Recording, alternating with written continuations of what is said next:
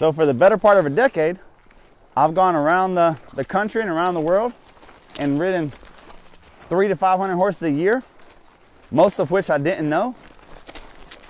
Riding for the first time at a clinic like this, the only way you can do that and leave the clinics and be able to tell the tale is you have to have a way of seeing who they are. What lets me know if I can ride them or not, if I'm ready or not, is whenever you scare them, how hard do they pull on the line and what kind of ride does the saddle go on? If they drag you, you are not ready. They're telling you, hey, if I get uncomfortable, you won't stop me. And who's to dictate what makes them uncomfortable? Some horse you kiss to them, oh, you can do whatever you want with this horse, but don't kiss to him. You can do whatever you want, just don't let your legs touch the side of him. If somebody gives you instructions like this, don't ride that horse.